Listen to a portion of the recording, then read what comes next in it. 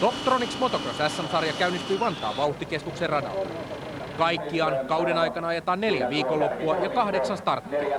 Sarja kantaa nimeä Avoin, joka tarkoittaa sitä, että pyörien kuutiotilavuuksia ei ole rajattu mitenkään. 27 kuljettajaa saapui avauskisan näyttämölle. Niin kuin lajin luonteeseen kuuluu, joukosta oli poissa muutamia viime hetkellä loukkaantuneita kuskeja. Hallitseva mestari Enduro-tähti Juha Salminen oli kyllä paikalla, mutta ei vielä ajovarusteet päällä. Kauden mittaan Juhakin tullaan kuitenkin vielä näkemään taisteluissa mukana. Aika-ajoissa Hyvinkään Jukka Pirinen näytti, että kunto ja vauhti on kohdalla. Pirinen sai näin ensimmäisenä valita paikkansa puolella. Kent Asplund oli jo heittää hanskat naulaan, mutta päätti vielä lähteä mukaan peliin. Kena oli aika-ajojen toiseksi nopein. Kolmanneksi nopeimmin radan kiersi Honda-kuljettaja Tomi Peltola. Aika-ajojen neljäs oli crossin lisäksi myös enduropoluilla viihtyvä Sipoon Alexander Wien. Viime kaudella paikotellen aivan kärkivauhtia ajanut Hannu Poikela on myös täynnä taistelutahtoa. Siilijärveläiselle 5. tila. Piikkien hallitseva Suomen mestari Niko Kalatie viihtyy myös avoimessa luokassa. Tosin 6. nopein aika-ajan aivan oikea kuvaa vauhdista. Parempaankin on mahdollisuus. Matti Määttä kuuluu sarjan tulokkaisiin ja vauhti on heti 8. nopein. Mika Merinen alkaa vakiinnuttaa paikkaansa aivan terävimmässä kärjessä. 9. tila oli hyvä avaus. Viimeisenä kuskina kympisakkiin mahtui vielä Viikin toinen veljes eli Simon. Loput 17 lähtöpaikkaa miehitettiin seuraavalla tavalla.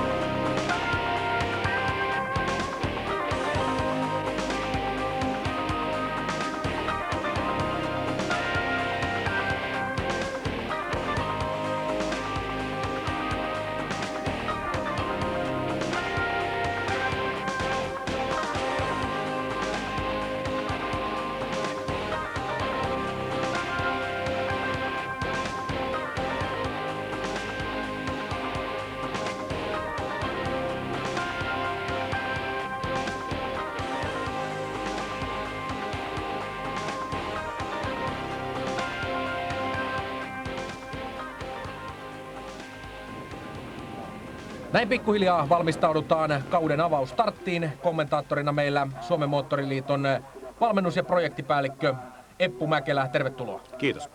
Nyt kun aika-ajojen tulosliuskaa katsotaan, niin miltä näyttää voimasuhteet tällä kaudella?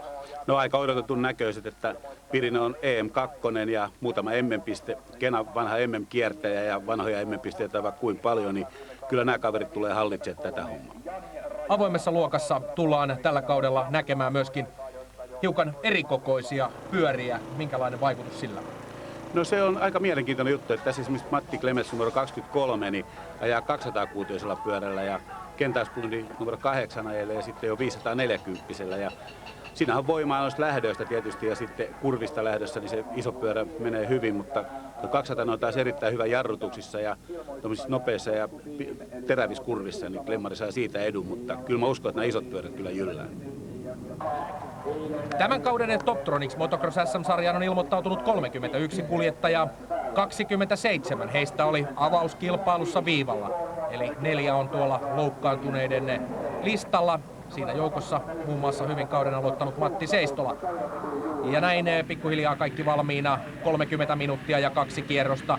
5 sekunnin taulu on ylhäällä. Kuljettajat ryhmittäytyneet tuonne puomin taakse ja aina tuo tiukka tilanne on tuo starttihetki. Siinä pystyy tietysti voittamaan paljon, mutta myöskin häviämään. Siististi saadaan kauden avausstartti liikkeelle ja kuten Eppu Mäkelä tuossa alussa sanoi, niin vahvat pyörät jylläävät. Kena Asplund numerolla 8 ottaa sieltä kärkipaikan perässään Jukka Pirinen. Miten se Eppu starttia luonnehtisi? No ihan oli odotettu, että Kena on erittäin hyvä lähtiä ja odotettu oli, että näin käy. Ja näin siis kierretään ensimmäistä kierrosta ja saman tien on nurin siellä numerolla 31 Jari Simola, joka oli aika-ajojen 12 nopein kuljettaja. Näin Simola joutuu aloittamaan taka-ajon kaukaa tuolta kärjen takaa. Ja siinä numerolla 20 on sitten Sipoon moottorikerhon Simon Viik, joka on kuitenkin ongelmissa. Viikki sammuttaa pyörän siihen ja näin hän joutuu lähtemään myöskin taka-ajajan roolista. Simon Viik, joka veljensä Aleksanderin kanssa kunnostautuu myöskin tuolla enduro-poluilla. Ja näin ollaan saatu sitten kilpailu täyteen vauhtiin. Siellä muun muassa Matti Määttä, joka oli hyvissä asemissa aikaa, jossa lähtee hyvin myöskin liikkeelle, mutta Kent Asplund on kärkipaikalla perässään Jukka Pirinen. Siinä ei auta mikään. Ja kyllä silloin kun Asplund pystyy tyhjää rataa ajamaan, niin silloin tietysti tilanne takana tulevilla on aika vaarallinen. Kyllä se näin on, että Kena on niin kokenut kaveri, että epäilen, että tässä kyllä varmasti mennään Kenan johdolla pitkään. Ja sitten kolmannen paikan on ottanut numerolla 11 Tomi Peltola. Tomi Peltola, joka lähti hyvin liikkeelle tähän kauteen, oli aika-ajojen kolmanneksi nopein kuljettaja. Saanut hyvän vauhdin tuossa talven aikana. Lähtee sitten taka-ajoon, mutta Asplund pystyy kierros toisensa jälkeen kasvattamaan tuota johtomarginaalia. Nyt kuitenkin Peltola nousee jo kakkoseksi, ohittaa Jukka Pirisen ja näin Pirinen on tällä hetkellä kolmannella tilalla. Kova taso on myös Suomen SM-sarjassa, kun ajatellaan tosiaan näitä kavereita, jotka pystyvät myöskin pärjäämään maailmalla. Kyllä on, ja tässä Pirinen jo pikkusen ulos radalta, ei kuvassa näkynyt, mutta kyllä Pirinen tulee varmasti antaa äkkiä vastuuta Peltolalle. Siinä on Poikela heti perässä, missä numerolla 6 on aina kova kaveri Siilijärveltä ja Anton Vehviläisen. Hyvä kaveri ja paljon harjoittelee hänen kanssaan, ajosta näkyy. Ja siinä Pirinen Peltola akselilla on nyt hyvä taistelu käynnissä tällä hetkellä. Peltola kuitenkin vielä numerolla 11 kilpailun kakkospaikalla, mutta Pirinen nousi sinne jo vähän tuonne sisäpuolelle, mutta ei kuitenkaan vielä löytynyt paikkaa Peltolan ohitukseen. Nyt kierretään tuolla Vantaan Lavangon radan tuota takimaista lenkkiä, ollaan tulossa kohti pääsuoraa ja sieltä sitten jarrutuksessa vauhdilla Pirinen nousee Peltolan ohitse ja nousee kakkospaikalle. Se oli semmoinen oppikirjan mukainen ohitus. Kyllä oli, että varmasti katsoi Pirinen etukäteen, että toi on se paikka, missä ohittaa. Ja näin Pirinen siis kakkospaikalla ja numerolla 11 Tomi Peltola kolmantena. Mutta sen verran kovaa menee nyt kauden avauksessa tuo kärkiryhmä, että siihen ei kyllä takana tulevilla juurikaan ole asiaa ainakaan tässä vaiheessa. Toisaalta motocrossissa kuitenkin pelin henki usein on se, että kun pitkää erää ajetaan 30 minuuttia ja 2 kierrosta, niin siellä erän loppupuolella aletaan sitten katsoa, kuka on talven aikana punttisaleilla käynyt. Kyllä se näin on, mutta täällä on monta muuta kaveria, niin Kalatien Niko kakkosena tuolla, niin ajaa 2,5 pelillä, niin pikkusen antaa tasoitusta kyllä. Ja tässä kuitenkin numerolla 2 Niko Kalatie, joka nousi jo hyvin tuohon taisteluun mukaan, mutta tekee sitten pienen virheen, ajautuu ulos tuolta radalta ja saa lähteä uuteen kiriin, samalla kun keskeyttäneiden listalle kirjataan valitettavasti numerolla 11 Tomi Peltola. Ja näin Peltolan kauden avaus jää kesken ja jää myös hyvät taistelut siitä palkintopallipaikasta käymättä. Kena Asplund ylhäisessä yksinäisyydessään numerolla 8. Ja hänen perässään Jukka Pirinen. Nyt on tuo kärkikaksikko kyllä erottunut ihan omaksi joukokseen. 26-vuotias Kena Asplund edustaa Turun moottorikerhoa, ajaa KTM:llä 4 SM-kultaa, 1 Euroopan mestaruushopea samalla kun Hannu Poikela osuu sinne aitoihin. Poikela Siilijärven mies, joka oli myöskin nousemassa mukavasti tuohon kärkikamppailuun mukaan, menettää nyt hiukan siinä aikaa, mutta hyvässä vauhdissa on numerolla 12 Alexander Viik, joka kisan kestäessä ja tietysti Tomi Peltolan ja Hannu Poikelan murheiden myötä pystyy myöskin parantelemaan asemiaan ihan mukavasti, mutta Asplund hyppii siinä ihan ylivoimaisessa johtoasemassa, ohittelee siellä hitaampia kierroksella. Siinä on muun muassa Johannes Rautava numerolla 30, joka jää kierroksella ohitetuksi, ja Pirinen se yhtä selvänä kakkosena. Näin kierretään viimeistä kierrosta numerolla 8 Kent Asplund. 30 minuuttia ja 2 kierrosta on takana, ruutulippu on valmiina ja Kena Asplund voittaa kauden avauksen. Jukka Pirinen 2 ja Alexander Viik on 3. Startista keulille ja sitten koitin vaan pitää ykköspaikan koko ajan, että ei ollut mitään semmoista stressitekijää tuossa. Sain heti semmoisen turvallisen raun ja ja se pysyi loppuun asti. En tiedä, mitä siellä mun takana tapahtuu, mutta toi oli ihan semmoinen perussuoritus ja se riitti voittoon asti, että se oli aika helppo. Startti oli ihan hyvä, että oli toisena siinä, mutta sitten tuli vähän teknisiä ongelmia tuossa 4. ja 5. kierroksessa ja kerran pääsi karkuun siinä. Mitä teknisiä ongelmia? No mun lähti ohjauksia että iso mutteri auki ja mä pelkäsin, että se ohjaus pettää tuossa eräaikana. Piti vähän rauhallisemmin ottaa noita hyppyreitä. Ei siinä muuta, että onneksi kesti maaliin asti.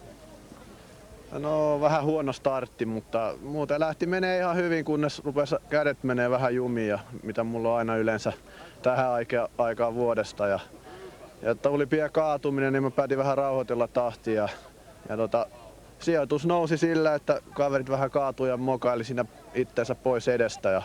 Mutta yleensä käy niin, että jos tasasta kyytiä pystyy pitää loppuun asti, niin loppukohde nousee.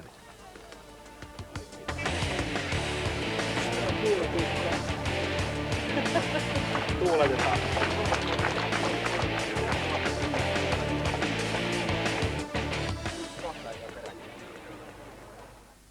Takaisin Vantaan vauhtikeskuksen Toptronics Motocross SM-sarjan kauden avausviikonlopun tapahtuma.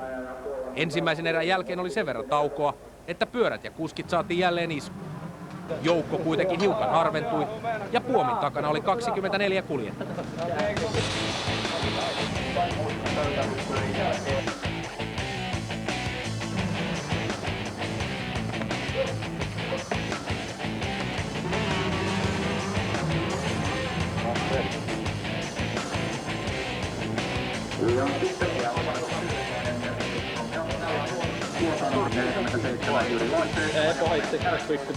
Kilpailuareenan isäntänä toimi Vantaan moottorikerho, jolla on pitkä taival suomalaisessa moottoripyöräurheilussa. Tänä vuonna legendaarinen seura juhlii 50-vuotista taivaltaan. Puolen vuosikymmenen aikana on sattunut ja tapahtunut yhtä ja toista. Yleensä kuitenkin pelkästään positiivista. Vantaan moottorikerho on tunnettu loistavana kilpailunjärjestäjänä ja lienee totta se, että mikään muu moottorikerho koko maailmassa ei ole järjestänyt yhtä paljon maailmanmestaruustason kilpailuja kuin mitä Vantaan moottorikerho on tehnyt. Sillä tavalla ja myöskin olemme tietysti tunnettuja siitä, että meillä on 3 eri offroad-lajin maailmanmestarit Pekka Vehkonen, Juha Salminen ja Tommi Ahvala. Lisäksi me ollaan varmasti uniikki kerho siinä, että ollaan järjestetty samana vuonna 3 kertaa 2 eri lajin maailmanmestaruusosakilpailuita, että kyllä me niitä kisoja osataan järjestää. SM-kisoja vuosien varrella lienee noin 150. Vantaan kaupunki on varmasti paras kaupunki Suomessa näissä asioissa. Tämä yhteistyö Vantaan moottorikerhon ja kaupungin välillä on aina ollut aivan erinomainen. Ja kun aikoinaan siltä legendaariselta Ruskeasannalta saatiin häätö, niin aivan uskomattomassa ajassa Vantaan poliitikot ja Vantaan virkamiehet saivat aikaan meille tämän uuden alueen. Että suuri kiitos Vantaan kaupungille ja sen toimijoille.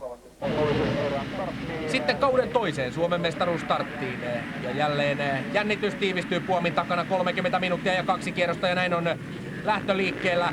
Ja sieltä lähtee saman tien Asplund kiertämään ulkoa. Mutta siinä on myöskin Pirinen hyvin taistelussa mukana. Jukka Pirinen numerolla 4 saa loistava startti ja nyt Pirinen ja Asplund taistelevat tuosta ykköspaikasta. Ja sieltä menee Pirinen kärkeen sitten Asplund kakkoseksi. Ja kolmostilasta hyvä kisa, mutta siinäkin jälleen Tomi Peltola ottaa tuon 3. paikan. Mites tästä startista sanoo? No, aika toisinta oli, että siinä on Poikala myöskin hyvin, että ihan samat kaverit siinä on, joo. Ja sieltä myöskin numerolla 29 Matti Määttä, yksi tämän kauden sellaisia selviä uusia tulokkaita ja nousevia tähtiä, niin Määttä nousee myöskin hyvin tuohon kamppailuun mukaan. Tietysti pitkä erä on vielä edessä, hartiavoimin on paiskittava hommi ja siinä on myöskin 69 Miikka Kyynäräinen. Kuuluu myöskin tähän tavallaan seuraavaan sukupolveen, vaikka eihän nuo kärkimiehetkään mitään iältään kovin vanhoja vielä ole. Jukka Pirinen numerolla 4 tällä hetkellä hallitsee, 24-vuotias Hyvinkään moottorikerhoa edustava Honda-kuljettaja. Nelipuolikkaalla Hondalla pitää nyt takanaan numerolla 8 ajavaa Kena Asplundia. Eli Pirinen Asplund, siinä vaan osat on vähän vaihtuneet. Ja sitten taka-alalla hyviä kamppailuja käynnissä Niko Kalatie numerolla 2, joka oli siis ensimmäisessä erässä hiukan epäonninen. Joutuu myöskin toisessa erässä aloittamaan armottoman taka-ajon. Mutta tietysti Kalatielläkin voimaa ja kokemusta on sen verran, mutta tämä jo kertoo heti muutaman kierroksen aikana, kuinka pitkäksi nuo erot ovat venähtäneet. Sieltä tulee numerolla 11 Tomi Peltola. Sitten Peltolan takana on Alexander Wijk. Sitten 29 Matti Määttä hyvin mukana edelleen tuossa kärkiryhmässä.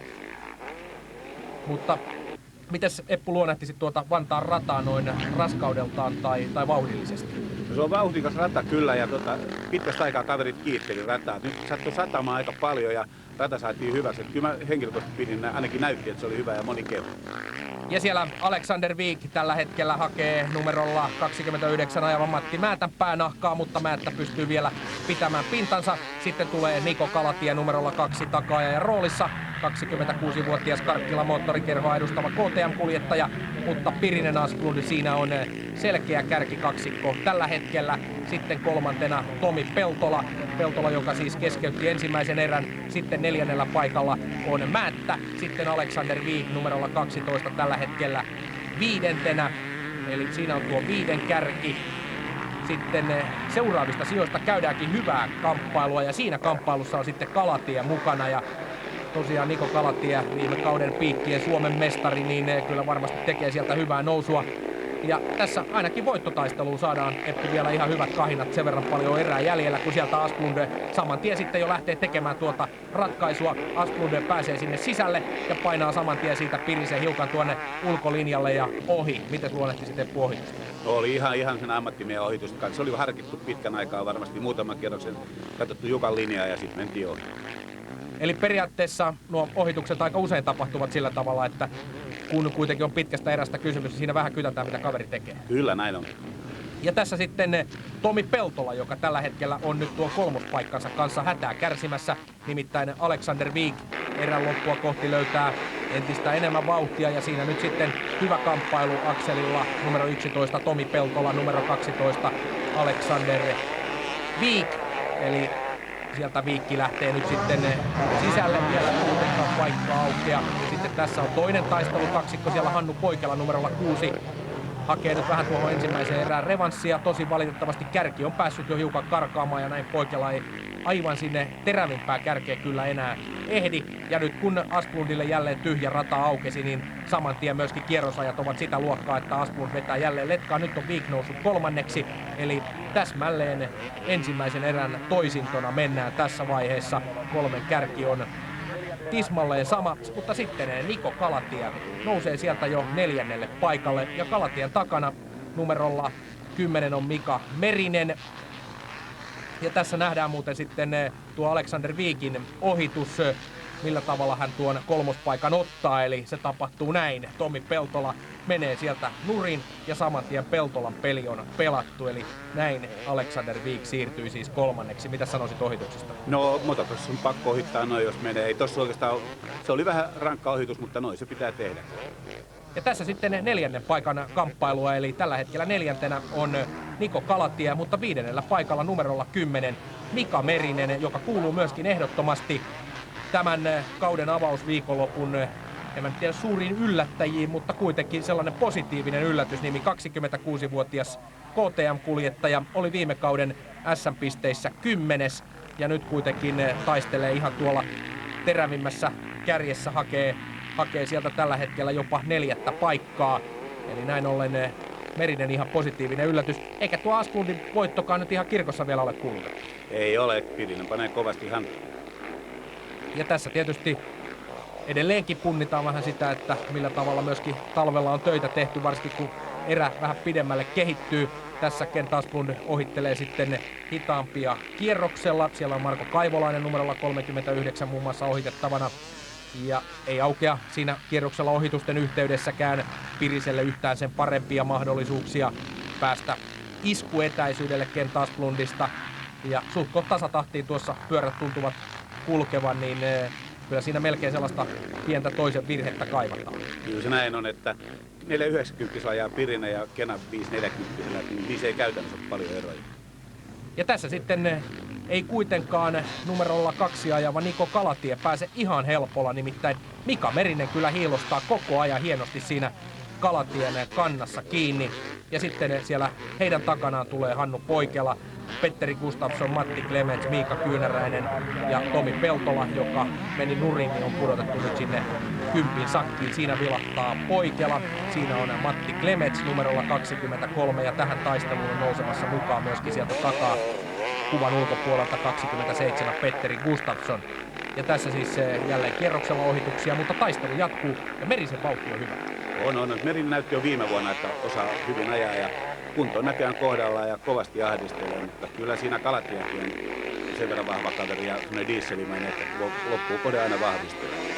Tässä sitten numerolla 12 Alexander Viike KTM:llä ja Viikki saa nyt ajella suhko rauhassa tällä hetkellä tuolla 3. paikalla, kun tässä 4. tulee Niko Kalatie. Ja nyt on Kalatie pystynyt hiukan karistamaan Mika Meristä kannoiltaan ja pystynyt turvaamaan tuota 4. paikkaa. Sitten Hannu Poikela tällä hetkellä on 6. ja Matti Klemets numerolla 23 on 7. tilalla siinä Poikelan takana ja siinäkin on hyvä kamppailu käynnissä. Siinä on tässä just se ero, että toinen ajaa 450, tämä 23 on Klemmareja ja 200. Noista lähdöistä, kurvasta lähdöstä huomaa aina, että Hannu pääsee vähän. Nyt se kyllä onnistuu ohitus. Niin, kyllä Matti Klemets, myöskin kokenut crossari, tekee hienoa työtä ja siinä on hieno kamppailu näiden kahden herran välillä käynnissä. Puhutaan siis tällä hetkellä sijasta 6 ja 7, kun Kena Asplund hallitsee mielinmäärin kauden toista Suomen mestaruusstarttia. Ja näin vielä viimeinen mutka ja maalihyppyrille. Ja Asplund voittaa, Pirinen 2, Alexander Viik jälleen 3, sitten Kalatie, Merinen, Poikela, Gustafsson, Klemets ja Kyynäräinen. No ihan hyvä fiilis. Tietysti siinä olisi voinut käydä tuossa loppupuolella vähän huonostikin. Että mulla lähti jostain syystä keula alta tuolla takana toiseksi viimeisellä kierroksella ja lähti vähän niin kuin sukeltamaan mopo, mutta ihmeen kaupalla mä pysyin pystyssä ja pystyin jatkaa vielä maaliin. Mulla kävi hyvä säkä kyllä siinä. Noin muuten päivä on ihan tyytyväinen. Totta kai 2 voittoa, niin se on aina hienoa. Mä olin kyllä varautunut itse asiassa tänään, että voi tulla, mulle riittää niin kuin 3 parhaimman joukkoon sijoitukset näin alussa, kun on ollut niin vähän kilpailuja tänä vuonna. Mutta mikäs siinä, vauhti riitti ihan aika helposti voittoon, niin ei siinä sen kummempaa. No ja hyvästi fiilis jäi, että ajo oli tasainen, mutta se ykkös jäi saamatta vielä, että ei voi ihan olla tyytyväinen. No kaikin puolin parempi kuin eka startti, että ei tullut kaatumisia eikä silleen väsynyt niin pahasti, että pystyy tarkkailemaan tilannetta. Tällä hetkellä ei pysty vielä ihan vastaan noiden Asplundin ja Pirisen vauhtiin, mutta eikä se kovalla työllä sitten vauhtia saada vähän lisää, niin pystytään haastamaan. Näin on kauden avauspisteet jaettu. 3 kärki oli vakuuttava, mutta kunhan kausi etenee, niin eiköhän kärkiryhmälle saada vielä kovempaa haastetta. Sarjan seuraava osakilpailu ajetaan heinäkuun lopulla Siilinjärvellä. Silloin mukana on tukku myös maailmaa kiertäviä valovoimaisia tähtiä.